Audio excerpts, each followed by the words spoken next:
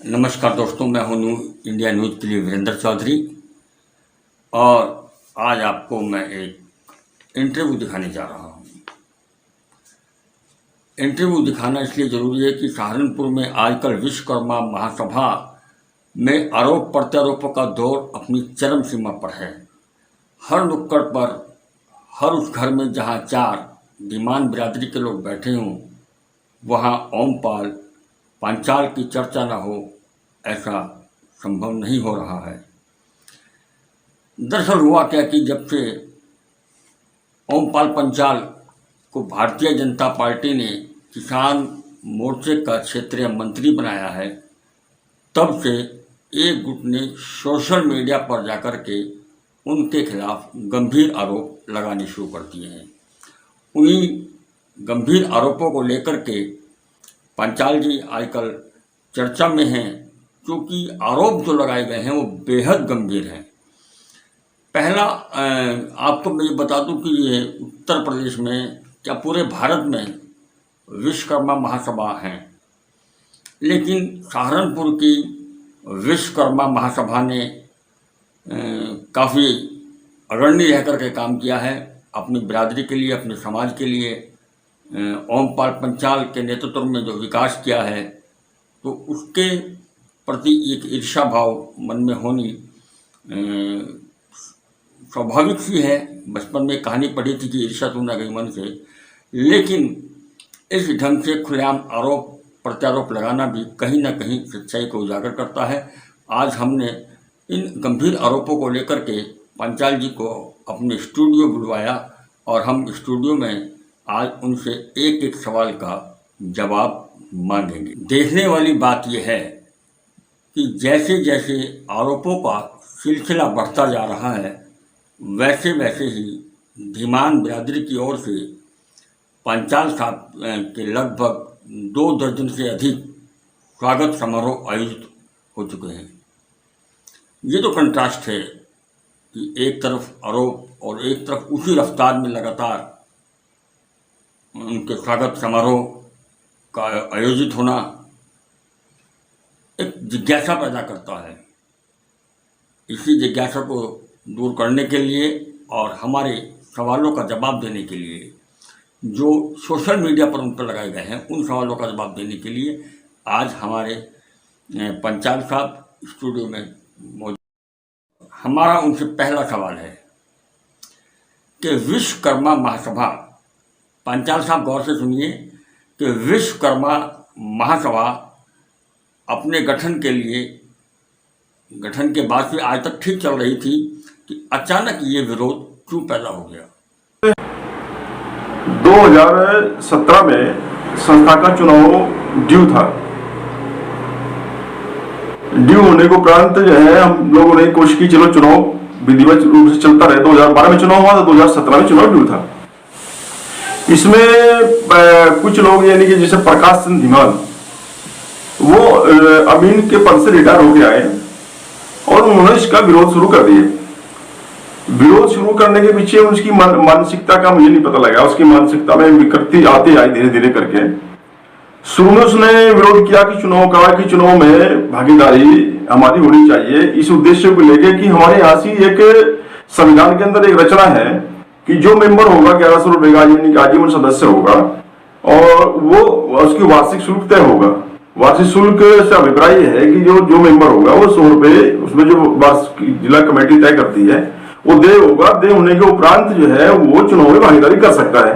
किसी की चुनाव में भागीदारी की तो वंचित रह सकता है, बाकी किसी की सदस्यता को खत्म नहीं किया जा सकता।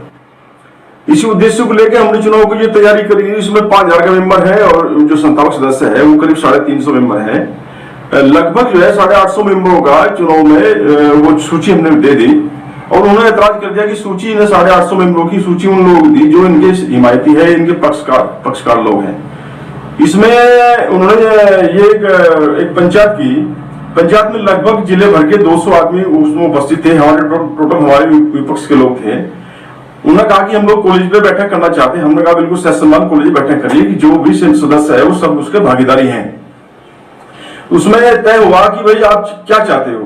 चुनाव की डेट तय हो चुकी थी, चुनाव का कार्यक्रम पूरा तय हो चुका था। तो उनसे पूछा कि आप क्यों ऐसा क्यों कर रहे हो? उन्होंने कहा कि हमें भी मौका देना चाहिए कि 100वें वार्षिक शुल्क जमा हम भी अपने मेंबरों का करें।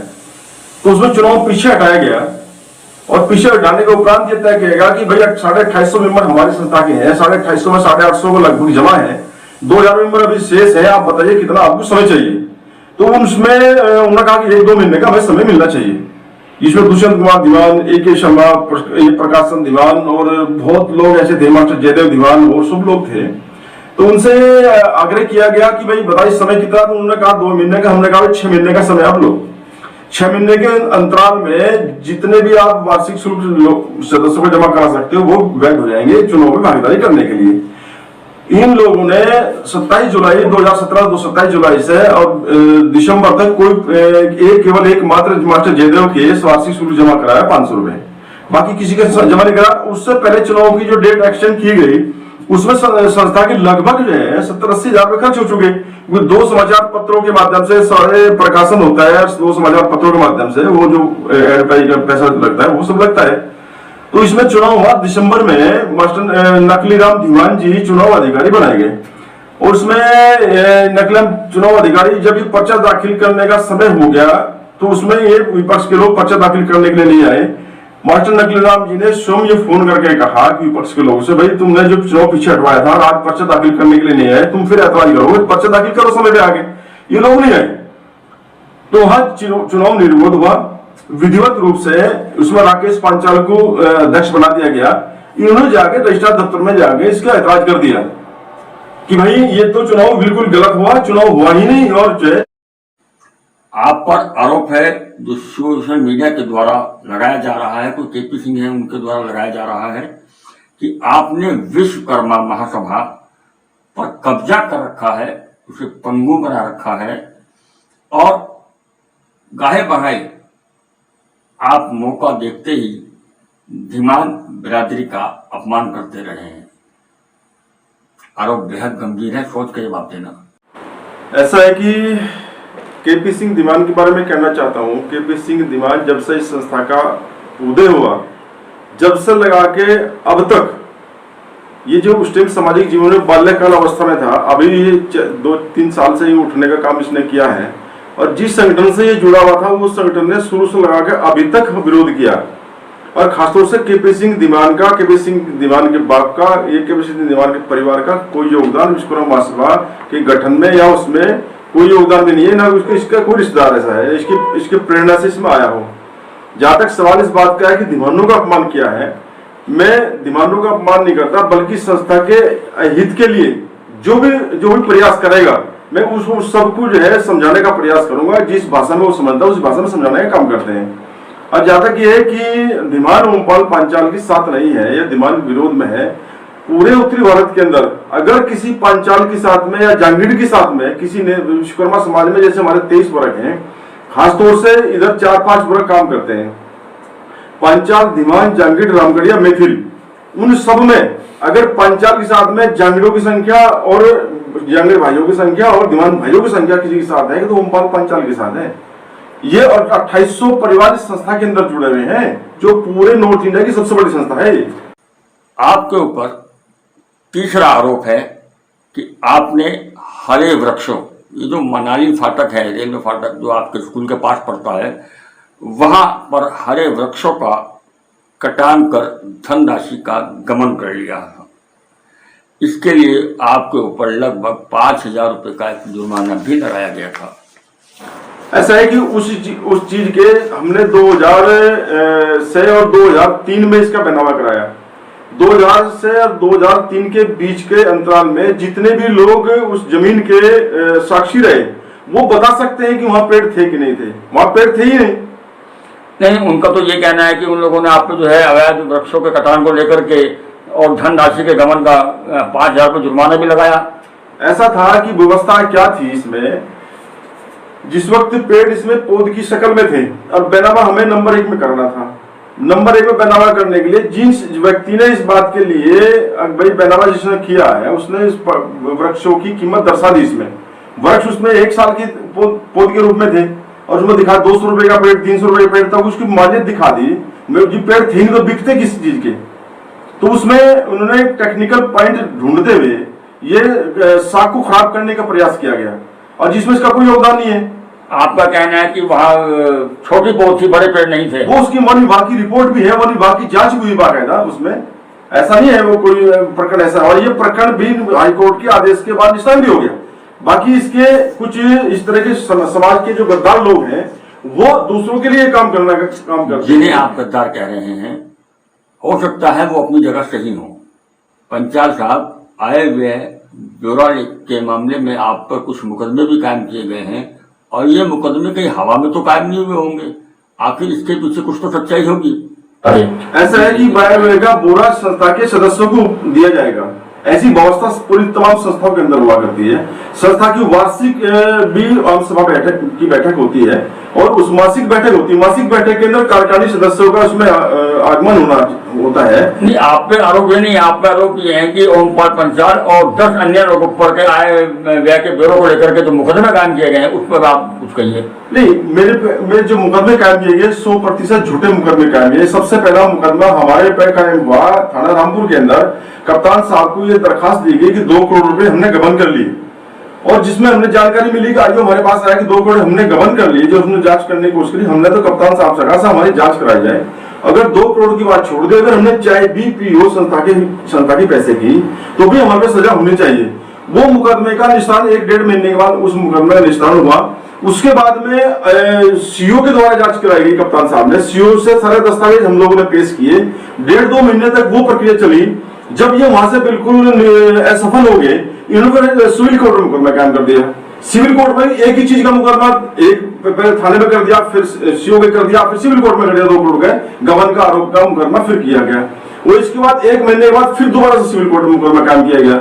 इसके बाद में फिर इन लोगों ने 156(3) में जो संस्था का कार्यालय भी वहां नहीं है, संस्था के कार्य क्षेत्र जो थाना रामपुर के अंतर्गत आवे, इन्हें एक मैनिपुलेशन किया कि किसी भी तरह से थाना सदर बाजार में मुकदमा कायम कैसे हो। तो उन्होंने रजिस्ट्रार ऑफिस का एड्रेस उसमें दर्शाते हुए वो थाना सदर बाजार में मुकदमा कायम किया गया 156(3) में, जिसमें 156(3) में पूरी तरह जांच हुई है और जांच में जो हम बिल्कुल निर्दोष साबित हुए हैं, कोई घोटाला पाया नहीं गया। तो इस तरह से इससे पहले भी मैं इसका उल्लेख करना चाहता हूं, इन लोगों की मानसिकता केवल संस्था की साख खराब करना, हमारे व्यक्तिगत नुकसान पहुंचाना, दूसरा कोई मकसद ही नहीं है। ये कालिदास बनने जिस डाल में बैठे उसी दारू काटने का काम कर रहे हैं। आप पर एक और बहुत गंभीर आरोप है कि आपने अपने गांव की एक महिला से, मुस्लिम महिला से, अपने विरोधियों को दबाने के लिए बलात्कार का झूठा मुकदमा लिखवाया। क्या ये सच है? नहीं तो उसमें मेरा क्या दोष है? उसमें मेरा तो कोई रोल है नहीं। रोल तो इनका है। बसों का रोल, बसों से पूछ जाएगा फर्जी मुकदमा है, असली मुकदमा है। बसों की जब प्रकाश में जो चीज आई है अखबार के माध्यम से, वो ये चीज थी कि बसों का गांव में झगड़ा हो गया और किसी परिवार को, अपने परिवार को लेके किसी जमीन के विवाद को लेकर झगड़ा हो गया। झगड़े में चोट भी लगी है। वो दरखास्त उसने थाने में दी, थाने में उसकी रिपोर्ट दर्ज नहीं हुई। उसके बाद वो कप्तान साहब की आई, कप्तान साहब ने भी उसकी रिपोर्ट दर्ज, वहां तक उसकी अप्रोच नहीं हुई, वहां तक पहुंच नहीं पाए। वो अपने बच्चे को लेकर हॉस्पिटल, सरकारी हॉस्पिटल के अंदर दाखिल थी। दाखिल होने के उपरांत जो है वहां ये भी किसी को देखने के लिए केपी सिंह गया हॉस्पिटल के अंदर। वैसे ही जो चलता फिरता कोई आदमी मिल जाता है, उसी दृष्टि से उसने भी अपना मरम बात रख दी इसके सामने, केपी सिंह के सामने। केपी सिंह ने पूछ लिया भाई आप कौन है, क्या बातचीत है, भाई कैसे आप यहाँ हैं। उन्हें अपनी स्थिति बताई, साहब मेरा मुकदमा कायम नहीं हुआ, मेरी चोट भी लगी, फेट भी लगी और वो मेरी रिपोर्ट दर्ज नहीं करा वो कोतवाल साहब। तो उसने कहा मेरे पे रिपोर्ट दर्ज कराने के लिए बहुत बड़ा एक अधिकारी है, जो रिटायर अधिकारी है, वो उसकी कप्तान साहब से बहुत बड़े संबंध है और मैं करा दूंगा, ये तो कुछ काम नहीं है। तो उस लालच में आने के उपरांत जो है इसके साथ चली गई। जाने के उपरांत जो है वो प्रकाश के पास लेके गया, वहां का प्रकाश के पास लेके गया। जैसे अखबार में भी छपी सारी बातें और जानकारी में वो चीज आई है कि वहां के ये दुष्यंत भी और वीरेंद्र भी मौजूद थे। वहां इन लोगों ने उसके साथ में जो काम नहीं करना चाहिए, जो 376 की धारा बनती है, वहां से वो काम इन लोगों ने वहां किया और उसके बाद छोड़ दिया गया। उन्होंने मुकदमा कायम कराया। मुकदमा कायम करने 156 दिन में सबको अधिकार है, उसे भी अधिकार है और उसकी जांच हुई है। जांच में इन लोगों ने इस तरह साख खराब करने के लिए इस बिंदु को हाईलाइट कर रहे हैं। और ये लोग वो लोग हैं जिन लोगों ने बलात्कार के एक लड़के को मेंबर हमने वो बनाने का प्रयास किया था, जब मुझे जानकारी मिली कि बलात्कार का दोषी है, खाली दोषी नहीं है, वो सजा याफ्ता है, वो बिट्टू का 7 साल की सजा याफ्ता है, तो हमने कहा हम डिग्री कॉलेज का संचालन कर रहे हैं महिलाओं का, और सजा याफ्ता कोई भी चरित्र से गिरा हुआ व्यक्ति उसका मेंबर नहीं हो सकता। इन लोगों ने पूरे 2 साल जो है उसे मेंबर बनाने के लिए पूरी पुरजोर कोशिश करी, रजिस्ट्रार के मुकदमा चलाए और पूरी तरह से वो वहां से निष्फल हुए। इनका तो बार बार हमला करने का मंशा है, इसके पीछे कौन सी वजह है भाई? बार बार हमला करके नुकसान किसे पहुंचाना जा रहे हैं? आप क्या चाहते हैं? सबसे गंभीर आरोप जो आप पर है वो ये है कि आपके पिता स्वतंत्रता सेनानी नहीं थे, ऐसा सोशल मीडिया पर केपी सिंह और उनके साथियों द्वारा इल्जाम लगाया गया है। और इसके बावजूद आपने विश्वकर्मा चौक पर जो शिलालेख होता है उसकी पट्टी पर अपने पिता को स्वतंत्रता सेनानी अंकित कराया है। इस बिंदु पर आपको खुलकर बोलना चाहिए, क्योंकि ये बेहद देश की आज़ादी से और फ्रीडम फाइटरों से जुड़ा हुआ सवाल है। और 20 साल के मरणोपरांत ये इस तरह का आरोप लगाना भी एक बेहद गंभीर मामला है। इसमें जो भी दोषी हो उसे सजा मिलनी चाहिए। करेंगे ऐसा ही इनका मकसद केवल यह है, ये बिल्कुल निष्ठा की हदें पार करते जा रहे हैं विपक्ष के लोग। कोई भी मरणोपरांत कोई भी व्यक्ति किसी के बारे में कोई टीका टिप्पणी नहीं करता, ऐसी व्यवस्था हमारे समाज के अंदर भी है। लेकिन ये बड़े को छोड़ रहे हैं, छोटे को छोड़ रहे हैं। मैं पिताजी की गणना भी इसलिए करना चाहता हूँ, जब विश्वकर्मा महासभा का गठन की हमने बात करी 2000 में और 2003 के बीच में बना हुआ, 2000 से 2003 के बीच के बनावे के अंतराल में प्रत्येक सप्ताह हमारे घर पर बैठक हुआ करती थी। बैठक में कम से कम 20, 30, 50 आदमी हुआ करते थे और वो लगातार बैठक 3 साल चली। और 3 साल के जब उनकी आतिथ्य सत्कार का जो भी बिरादरी का भाई आया, उसमें मेंबर आया, जो गैर मेंबर आया, पूछने के लिए आया, कोई भी किसी भी उसके लिए आया, तो उसमें सब लोगों ने, पिताजी ने भी सहयोग उसमें सेवा लोगों की। इसमें अगर विश्वकर्मा महासभा के अंतर्गत अगर मेरे परिवार का सहयोग ना होता तो मैं इसमें इतना ना चल पाता। तो मैं पहले ही कहना चाहता हूँ, जिस व्यक्ति ने समाज को सिर पर बैठा कर रखने का काम किया, ये इसके ऊपर कीचड़ उछालने का काम कर रहे हैं। और जहां तक इसका सवाल है कि मैंने फर्जी नाम लिखवाया, ये डीएम साहब की रिपोर्ट है। डीएम साहब कह रहे हैं इस बात के लिए कि वो ये तो सिद्ध होता है इस बात के लिए कि ये स्वतंत्रता सेनानी संग्राम में इन्होंने भाग लिया। मैं ये भी चिट्ठी ये लिखी गई है, डीएम साहब ने, डीएम देहरादून ने चिट्ठी लिखी है कि उपयुक्त विषय आपके पत्रांक आर्य 3 PGC दिनांक 25 सितंबर 2000 के संबंध में श्री कश्मीर सिंह आर्य सहारनपुर की जांच कराएगी। जांच से अवगत हुआ कि इनका कोई भी जेल प्रमाण पत्र इस कार्यालय को उपलब्ध नहीं हुआ। श्री शांति नारायण शर्मा पुत्र श्री लक्ष्मी नारायण शर्मा पुत्र निवासी 24/1 सर्कुलर रोड देहरादून एवं PPO नंबर PORL नंबर 15/269 स्वतंत्रता संग्राम सेनानी जनपद सहारनपुर के बयान एवं प्रमाण पत्र तथा डॉक्टर KC शर्मा पुत्र आसाराम निवासी गुलशन गंगोर सहारनपुर केंद्र AB OP नंबर 27,191 प्रांतीय PO नंबर 2777 के प्रमाण के आधार पर अवगत हुआ कि कश्मीर सिंह ने देश की आजादी में सक्रिय भाग लिया। उन्हें भारत की स्वतंत्रता संग्राम में अंग्रेजों के द्वारा यात्रा दी गई तथा इनकी पिटाई विभिन्न प्रकार से की और बीसों डंडों से इनकी भी पिटाई की। श्री शांतिनारायण शर्मा एवं KC शर्मा के प्रमाण पत्रों की छायाप्रति संकलन कर परिचित की है देहरादून जिला अधिकारी ने राजस्व स्वतंत्रता संग्राम सेनानी के विषय में। और उन्हें ये करशनचंद जी का जो स्वतंत्रता सेनानी रहे हैं उनका ये प्रमाण पत्र है। उनकी इस प्रमाण पत्र की उनके बयान की संस्तुति एक दूसरे जो सुखबीर सिंह है वो स्वतंत्रता सेनानी इसकी प्रमाणित कर रहे हैं। ये दोनों स्वतंत्रता सेनानी लिख कर दिया है। तहसीलदार ने बाकायदा इस बयान की रिपोर्ट इकट्ठी करी है, रिपोर्ट दी है तहसीलदार ने, ये मैं दिखाना चाहता हूँ। उसके बाद में शांति नारायण शर्मा जो जिन्हें प्रमाणित किया है कि प्रमाणित किया जाता है कश्मीर सिंह आर्य पुत्र श्री शेर सिंह निवासी ग्राम धानवा पोस्ट खटाना थाना तीतरो जिला सहारनपुर ने देश की आजादी में सक्रिय भाग लिया। देश की आजादी की लड़ाई के दौरान 1942 भारत छोड़ो आंदोलन में 1942 से 1944 के अंतर्गत 1943 में चल रहे आंदोलन में गांधी कैप लगाकर तथा टोडी बच्चा हाय हाय अंग्रेजों भारत छोड़ो के नारा लगाते हुए तिरंगा झंडा हाथ में लेकर अपने कुछ साथियों सहित नारे लगा रहे थे। जिस पर पुलिस ने कई बार पकड़ा था। इतनी भारी पिटाई की कि लगभग 20 डंडों की मार से बेहोश हो गए तथा नाक में मुंह से खून बहने लगा। पिटाई के पश्चात गाड़ी में भरकर जंगल में छोड़ दिया। तब हम लोग इनको उठाकर लाए और तथा आजादी के दीवाने भूमिगत रहते हुए भी कभी इनके यहाँ पहुंच जाते थे तो इनकी भोजन व्यवस्था आदि की व्यवस्था ही करते थे। आजादी के दीवानों की डाक भी पहुंचाया करते थे। और इसकी संस्तुति के लिए बुद्धि प्रकाश फरासी ने, ये भी स्वतंत्रता सेनानी थे, यानी कि 2 स्वतंत्रता सेनानी ने उन्होंने प्रमाणित किया, 2 से 2 स्वतंत्रता सेनानी ने प्रमाणित किया। इसकी बयान की पूरी सत्यता जो है तहसीलदार देहरादून ने दी। तहसीलदार देहरादून नगर मजिस्ट्रेट को लिखा। इसके बाद में सफदरजंग पूर्व MP कांधला, वो स्वतंत्रता सेनानी थे, वो बाद में MP बने। उन्होंने लिख के दिया कि मेरे साथ सहयात्री थे और एक प्रमाण पत्र दिया। मुदगल स्वामी ने जो दिल्ली में स्वतंत्रता सेनानी है, उन्होंने प्रमाण पत्र दिया। उसके बाद में VK स्वदेशी ने, जो प्रेम गोपाल मेहरा स्वदेशी महामंत्री एक संगठन उन्होंने बनाया, बाद में वो स्वतंत्र सेनानी थे। दूसरे मुदगल स्वामी ने स्वतंत्र सेनानी थे, उन्होंने लिख के दिया। रामचंद्र विकल जी ने लिख के दिया कि आप लोगों ने हमारे साथ में काम किया। अब मैं ये समझ में नहीं आया कि ये बात आरोप लगाने के पीछे कारण क्या है। ये सारे प्रमाण पत्र, पिताजी की मृत्यु 2010 में हो चुकी, 10 के और 10 साल के बीच के अंतराल के कागजों से कोई मेरा मतलब नहीं है, ना हमने कोई लाभ लिया, ना कोई पेंशन ली, ना कोई इससे कोई हमारा मतलब है।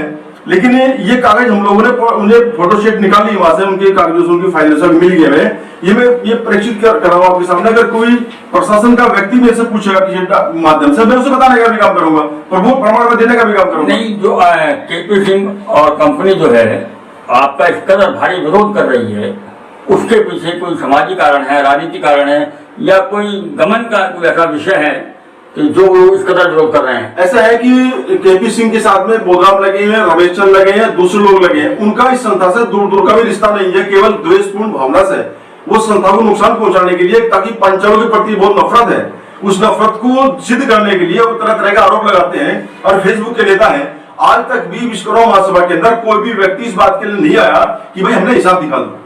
अगर हिसाब संस्था का देखना है, समाज की हित की संस्था है, मेरी निजी प्रॉपर्टी संस्था नहीं है। और मैं तो ये चाहता हूं कि अगर मेरे नेतृत्व में संस्था तरक्की नहीं कर रही है, जिसके नेतृत्व में संस्था तरक्की करे तो देंगे तो मेंबर लोग ही ना। मेंबरों को दूसरे लोगों को देने के लिए भी एक प्रक्रिया है। संस्था के अंदर 2800 मेंबर है। या तो आम सभा की बैठक हो जाए, आम सभा की बैठक में किसी के हक में प्रस्ताव पारित हो, भाई ये कमेटी की बजाय ये कमेटी इसे संचालित करेगी, हमें कोई एतराज नहीं है। या चुनाव में वो लोग जीत जाए, अपने कैंडिडेट को उतार के हमें हरा दें, हमें कोई दिक्कत नहीं। तो बिरादरी का फैसला के साथ तो हम लोग रहेंगे। हम बुजदिल बन के संस्था से भागने का काम नहीं करेंगे, केवल इसलिए कि आज की तारीख में जब संस्था खड़ी हुई थी, जब 28 लाख की हमने संस्था की भूमि ली थी, और आज उसकी कीमत जो है 15 करोड़ 20 करोड़ कुछ भी मान सकते हैं। भूमि के ऊपर कब्जे की गलत नियत से उन लोगों का ऐसा दृष्टिकोण है। और मैं बताना भी चाहता हूँ समाज के तमाम लोगों से कि इनकी पृष्ठभूमि की भी जांच की जाए, इनकी पृष्ठभूमि सामाजिक क्षेत्र में क्या है और इनका विश्वकर्मा महासभा से क्या रिश्ता है। इसमें केवल मात्र 2 मेंबर है, और 2 मेंबर में दुष्यंत कुमार धीमान मेंबर है, प्रकाश चंद धीमान मेंबर है। दुष्यंत कुमार धीमान के पैसे भी कालराम शास्त्री ने दिए, जो आज दुनिया में नहीं है। उन्हें वहां से इस बात का कई बार जिक्र किया। हमने कहा आपने पैसे क्यों दिए? वो उनका कहना था कि जितने सामाजिक क्षेत्र में लोग लगे हैं, हम लोग उनको चाहते हैं एक मंच पर आए। मेरा भी मंशा ये था कि तमाम दलों में हमारे जो बिरादरी के कार्यकर्ता काम कर रहे हैं, वो भी एक साथ एक मंच पर काम करें। लेकिन मुझे नहीं पता इतनी ये गिरी हुई हरकत पे लोग आ जाएंगे। मैं राजनीति के तहत किसी पे आरोप लगाना, प्रत्यारोप लगाना, ये समाज के आम चलन में है। लेकिन एक फ्रीडम फाइटर पर उनके मरने के 2 दशकों बाद इस तरह के इल्जामात लगाना मेरी दृष्टि में ठीक नहीं है। ऐसे में